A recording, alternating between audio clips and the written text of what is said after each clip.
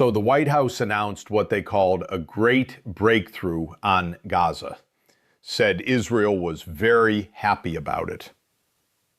And then just hours later, the Israeli Prime Minister went on camera and publicly rejected the whole thing. Let me explain what actually happened. Before I get into it, drop the country you're watching from in the comments. I'm genuinely curious where everyone's tuning in from today. I read them. So there's been this moment, right? This moment that just passed, that almost got buried under the spin. And I want to walk you through exactly what went down, because I think most people heard the headlines and moved on. But there's a detail underneath it that changes the entire picture. Here's what happened.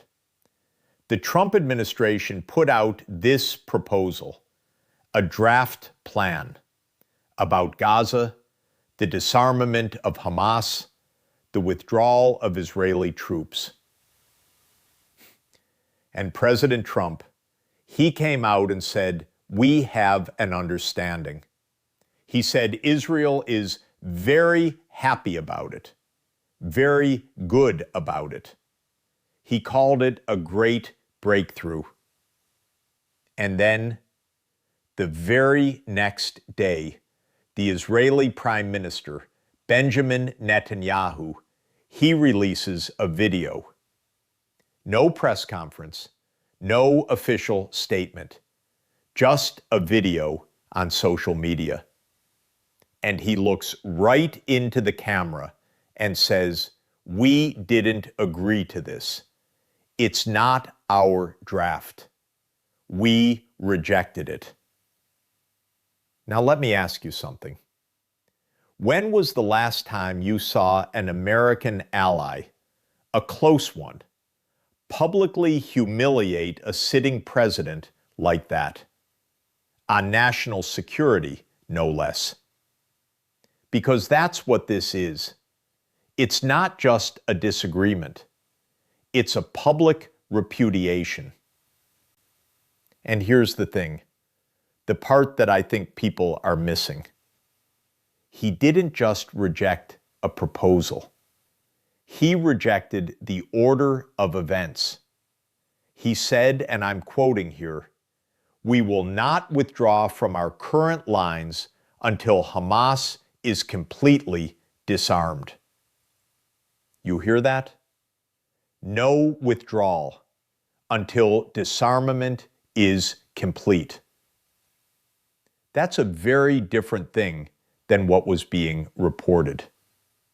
So let me walk you through what this actually means. Because the Americans, they had this framework, this roadmap. It was supposed to go in phases. Hamas begins disarming. Israel halts attacks, starts withdrawing in stages. A deal. A way out of this nightmare. And everyone, the mediators, Qatar, Egypt, Turkey, they all signed on. Hamas even agreed to it, or so we thought. They said they'd hand over weapons to a new Palestinian body under international supervision. But Netanyahu looked at that and he said, absolutely not. His words were, President Trump and his team think they can bring Hamas to disarm and demilitarize Gaza. We are looking into it. Looking into it. That's the diplomatic way of saying, nice idea, doesn't work for us. And they sent us a draft. We did not agree to it. It's not our draft. We sent our comments. And he added something key, something that tells you just how deliberate this was. He said, by the way, we sent our comments before there was a media campaign about it. So he's not reacting to the news cycle. He's telling you, we made our position clear privately before you even heard about this. And Trump went out and said we were happy anyway. Now ask yourself, why would he do that? Why would the Prime Minister of Israel, a man who depends so heavily on American support, pick a fight with the White House like this, so openly? Because this isn't about being rude. This is about survival. His political survival. And that brings me to the part nobody's talking about: the history. The tension that led to this moment wasn't born last week. It's been building for months. You see, the war in Gaza, it's been brutal. Over 73,000 Palestinians killed since October 2023, according to Gaza health officials. And the ceasefire that was supposed to hold, the one that brought the hostages home, it's been on life support since the end of last year. Israel controls roughly 60% of Gaza now, and the army is dug in deep. Netanyahu's coalition, it's built on a promise: total victory, the complete destruction of Hamas. Every time the pressure builds to ease up, to negotiate, to hand over control to a new Palestinian Authority, his far-right allies start sharpening their knives. If he shows any weakness, his government collapses. He knows that. You know that. I know that. So when the White House rolls in with a deal that says, okay, disarm Hamas, but you have to withdraw while it's happening, he cannot say yes. It would kill him politically. But here's the part that makes this whole situation so explosive. The Trump administration, they didn't just propose this. They presented it as a done deal. They said Israel was happy. They put it out there to the world like it was already signed. And then Netanyahu had to come out and say, no, that's a lie. That is a huge, dangerous public split between the United States and its closest Middle East ally. And the timing? Look, you probably heard about the Board of Peace that Trump set up, a new diplomatic initiative. And the envoy, Nikolai Mladenov, he was meeting with Netanyahu in Jerusalem. They were having what they called constructive talks. But immediately after those talks, Netanyahu comes out and says, we will not withdraw from our current positions, not until Hamas surrenders every single weapon. So what happened in that room? Did Netanyahu look him in the eye and say, thanks for coming, but no? Or did the Americans walk in thinking they had a deal, only to be blindsided by an Israeli leader who refuses to blink? And here's the other part of this, the part that feels a little like a chess move. The Board of Peace, which is the U.S. body, they later put out a statement clarifying that Israel's withdrawal beyond the so-called yellow line would only happen once all weapons are decommissioned. Light weapons, heavy weapons, tunnels, everything. That's a direct contradiction of their own earlier proposal, the one that said withdrawal would happen in parallel with disarmament. So now the U.S. is backing up. They're shifting their position to match what Netanyahu just said. Or at least they're trying to. Now, I want you to think about the language they used. Netanyahu said, "We are instructing IDF soldiers to do whatever is necessary to defend themselves, defend our territory, and defend our citizens." That is strong language. That's not negotiation language. That's "we're not going anywhere" language. And he was challenged on this. A senior U.S. official, they warned that Trump would be very disappointed if Israel decided to block the proposal. Disappointed. That's a loaded word coming from this president. It's a warning. But Netanyahu doubled down. He said, "I stand firm on our security interests. I think both wisely and firmly." He's not backing down. So what's next? That's the question. Because you have a situation where the U.S. is trying to close a deal, and the people who are supposed to be on the same team are now publicly fighting. And while they're fighting, what's happening on the ground? Over the weekend, while all this negotiation was going on, reports came out that Israeli strikes killed dozens of people in Gaza, including civilians, children. The ceasefire, it's become a joke. It's not holding. And the mediators, Qatar, Egypt, Turkey, they put out a joint statement condemning Israel, blaming them for the attacks. They said Israel is trying to undermine the peace process. So you've got the U.S. and Israel fighting each other. You've got the mediators blaming Israel. You've got Hamas, who, by the way, said they're willing to hand over weapons, but they're saying we'll do it once Israel stops attacking and pulls back. So both sides are saying, you go first. No, you go first. And the people in the middle, the civilians of Gaza, the hostages still held in tunnels, they're the ones paying for this stalemate. This is why the public rejection matters so much, because it signals that Netanyahu believes the U.S. draft is a threat to his security, or maybe just his political life. Either way, he's chosen to fight it out in the open.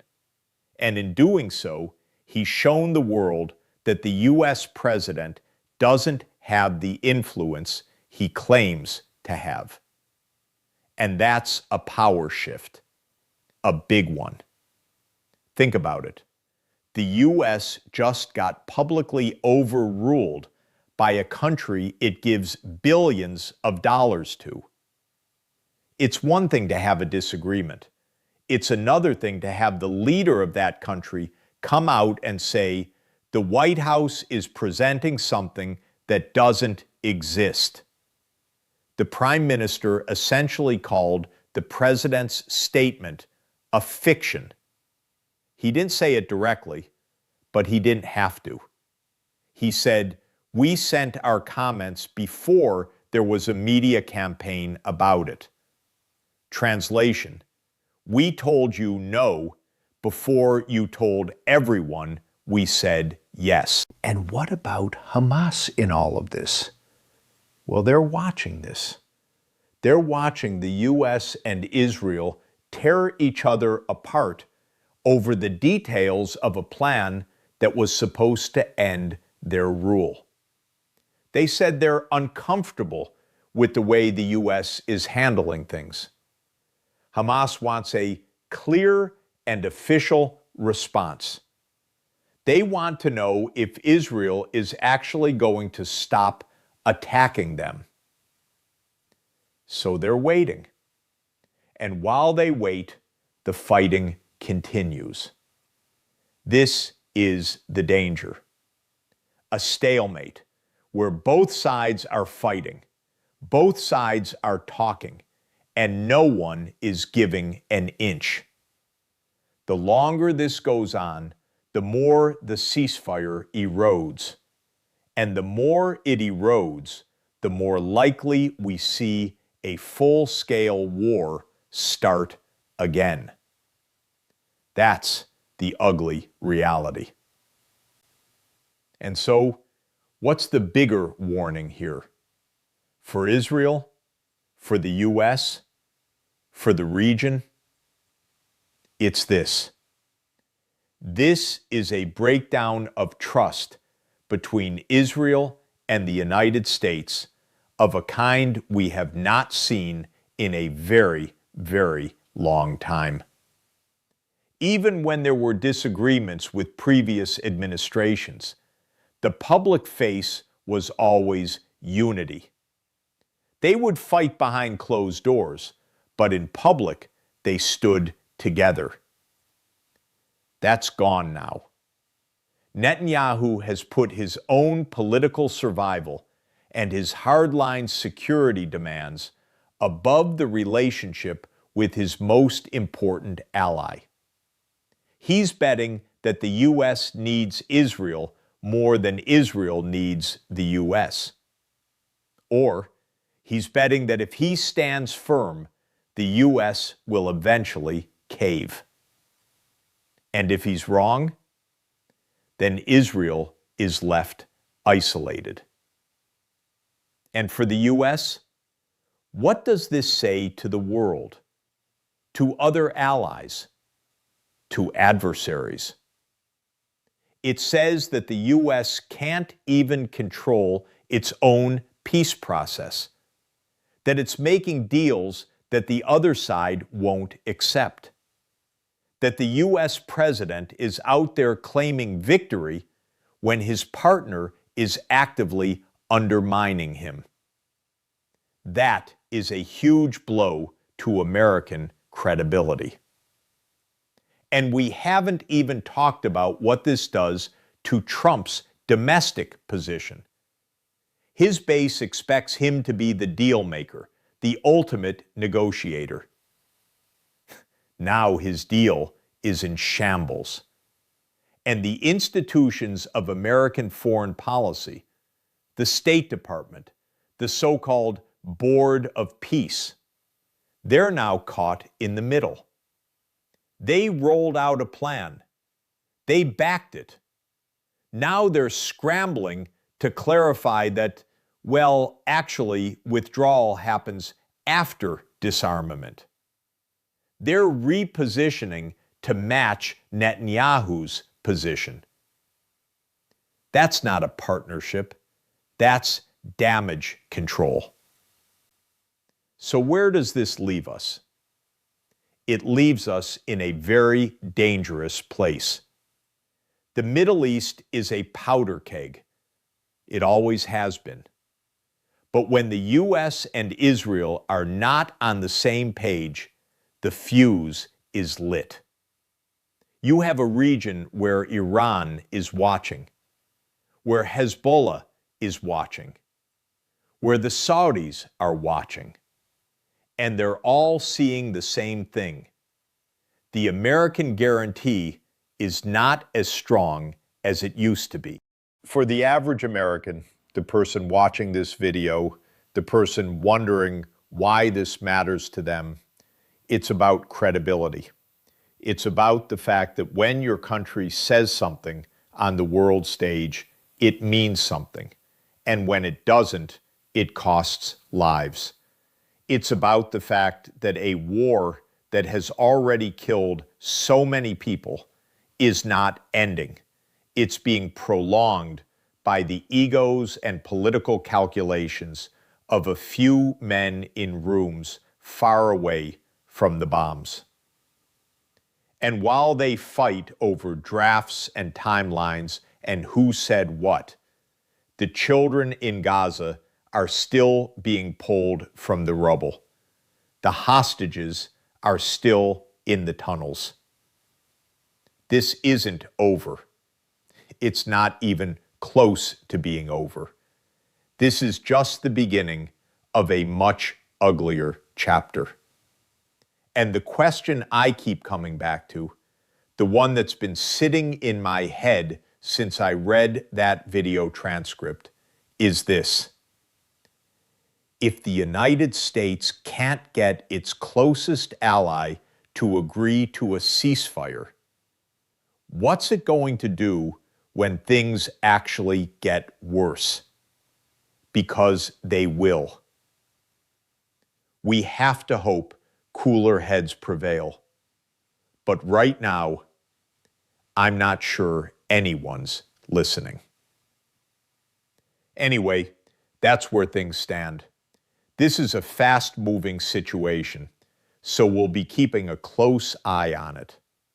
As new information comes out, I'll be back to walk you through it.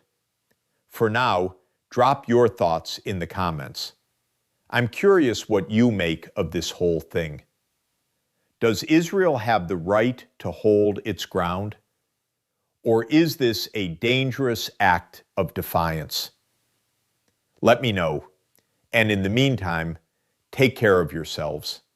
I'll talk to you soon.